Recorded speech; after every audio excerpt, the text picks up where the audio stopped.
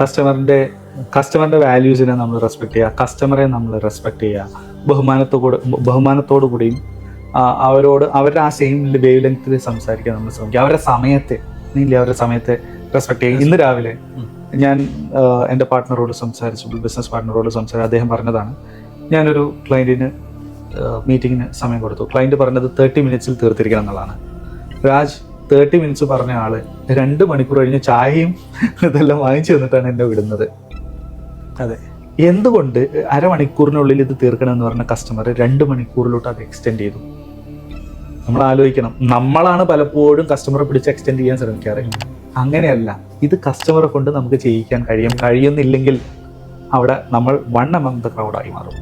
ഒരുപാട് ആളുകളുടെ അതിലുള്ള ഒരാളാണ്. മറ്റേ ബാഹുബലിയിൽ ഞാൻ സിനിമയിൽ അഭിനയിച്ചിട്ടുണ്ട്. എവിടെയാ ബാഹുബലിയിലെ പിക്ചർ കാണിച്ചു കൊടുക്കും, എവിടെ ഒരുപാട് ആളുകൾ നിൽക്കുന്നതിൽ ഒരു മുട്ടസൂചി പോലെ. അതല്ല, നമ്മളങ്ങനെ ആ പ്രതിമയെ പോലെ എടുത്ത് നിൽക്കണം എന്നുണ്ടെങ്കിൽ നമ്മൾ കൊടുക്കുന്നത് മൂല്യം കസ്റ്റമർക്ക് മൂല്യമുള്ളതാണെന്ന് കസ്റ്റമർക്ക് ബോധ്യപ്പെടുന്ന സമയത്ത്, കഴിഞ്ഞ പ്രസന്റേഷനിൽ നമ്മൾ പറഞ്ഞു കസ്റ്റമർ നമ്പർ തരുന്നതിനെ കുറിച്ച്. കസ്റ്റമർക്ക് ഉപകാരപ്പെടുന്ന രീതിയാണ്, ഉപദ്രവമല്ല ഉപകാരപ്പെടുന്നതാണ് എന്നുള്ള കസ്റ്റമർ തോന്നിക്കഴിഞ്ഞാൽ അവർ നമ്പർ തരുമെന്ന് പറഞ്ഞതുപോലെ തന്നെ അവർ ഇങ്ങോട്ട് നമ്മളുടെ സമയം കൂടുതൽ ആവശ്യപ്പെട്ടുകൊണ്ടേയിരിക്കും. അതിനൊരു കാരണമുണ്ട്. നിങ്ങൾക്ക് അരമണിക്കൂർ തന്നപ്പോൾ ആ അരമണിക്കൂറിനിടയിൽ ഇവന് വേണ്ടത് എന്തൊക്കെയോ ആരുടെ കയ്യിലുണ്ട്, അതെ, നിങ്ങളെ പാർട്ണർ കയ്യിലുണ്ടെന്ന് അദ്ദേഹത്തിന് ബോധ്യപ്പെട്ടുന്നുണ്ട്. അതാണ് നമ്മൾ കൊടുക്കേണ്ടത്. മാക്സിമം എന്ത് ചെയ്തിട്ടുണ്ടാവും, അദ്ദേഹം ഉപയോഗിച്ചിട്ടുണ്ടാവും. അതെ, അതോടുകൂടി ഇനി വിട്ട് പോയിട്ട് കാര്യം എനിക്ക് വേണ്ടതെല്ലാം ഇവിടെ ഉണ്ട് എന്നതൊരു കസ്റ്റമർ വീണ്ടും നീട്ടിക്കുക. അതായത് നമ്മൾ കൊടുക്കുന്ന സമയത്ത് നമ്മൾ ഇതിന്റെ ടൈമിന് വില കൊടുക്കണം. ആ ടൈമിൽ വെറുതെ കളകള എന്ന് പറഞ്ഞിട്ട് കാര്യമില്ല. അതിന് മാക്സിമം കസ്റ്റമറിന് ഗുണം ചെയ്യുന്ന കാര്യങ്ങളെ പറയാൻ ഉപയോഗിക്കാവും. അതെ, അതിലേക്കാണ് അദ്ദേഹം അവരെ കൊണ്ടുവരേണ്ടത്. ഇതിനൊരു കോമൺ പാറ്റേൺ ഉണ്ടോ? ഇല്ല. കാരണം ഓരോ കസ്റ്റമർക്ക് നീഡ് ഡിഫറെൻ്റ് ആണ്.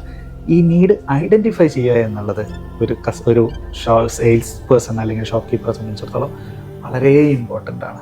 അയാളുടെ നീഡ് എന്താണ് അത് ആ സമയത്തിനുള്ളിൽ. ഇപ്പം നമ്മൾ സോഷ്യൽ മീഡിയയിലൊക്കെ പറയാറുണ്ട്, നമ്മൾ വീഡിയോസ് ക്രിയേറ്റ് ചെയ്യുമ്പോൾ സോഷ്യൽ മീഡിയയിൽ ഫസ്റ്റ് 1-2 സെക്കൻഡ് ഇതിങ്ങനെ തോണ്ടിങ്ങനെ പോകുന്ന സമയത്ത് ആ ഒരു 1-2 സെക്കൻഡിൽ നമ്മളെ മൈൻഡിലേക്ക് അത് കയറിയാലേ അത് നമ്മൾ ഫുൾ കാണാൻ നിൽക്കുള്ളൂ. അല്ലെങ്കിൽ ഇഷ്ടം പോലെ കേൾക്കുന്ന കൂട്ടത്തിൽ തള്ളിവിടും.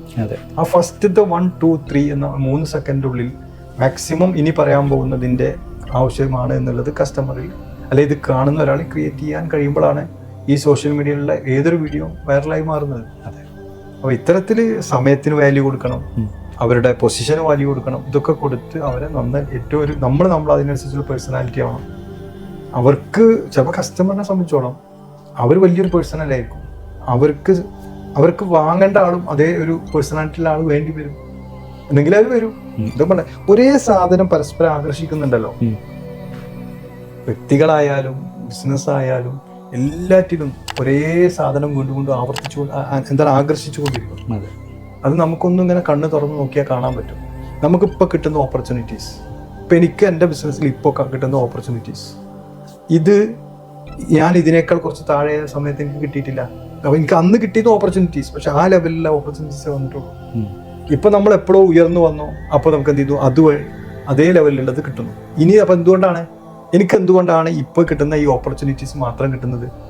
ഞാൻ അതിന്റെ മുകളിലേക്ക് വളർന്നിട്ടില്ല. അതെ, അപ്പൊ ബിസിനസ്സുകാർ ചിന്തിക്കേണ്ടത് അതൊക്കെ ഓർക്ക് ഇങ്ങനെ ഇരുന്ന് പറയാം. ഞങ്ങൾക്ക് കിട്ടുന്നത് ശരിയാണ്, നിങ്ങൾക്ക് കിട്ടിക്കൊണ്ടിരിക്കുന്നത് ഇപ്പോൾ നിങ്ങൾ എവിടെ നിൽക്കുന്നോ ആ ലെവലിലുള്ളതാണ്. കുഴപ്പം ആരെടുത്താ? നമ്മളെ കയ്യിലാണ് കുഴപ്പം. നമ്മൾ വളർന്നില്ല, നമ്മൾ അതിനനുസരിച്ച് ഫ്രീക്വൻസി വളർത്തിയില്ല, നമ്മൾ അതിനനുസരിച്ച് റിലേഷൻസ് ഉണ്ടാക്കിയില്ല, നമ്മൾ അതിനനുസരിച്ച് ഒരുപാട് ഓപ്പർച്യൂണിറ്റീസ് ഇതുവഴിയൊക്കെ പോകുന്നുണ്ടാവും. പക്ഷെ നമ്മളെ കണ്ണിൽ അത് കണ്ടില്ല. കാണണമെന്നുണ്ടെങ്കിൽ എന്ത് ചെയ്യണം?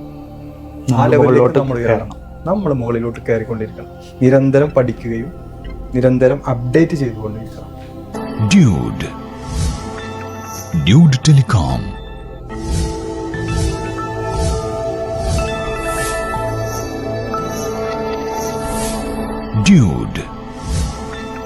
Dude Telecom.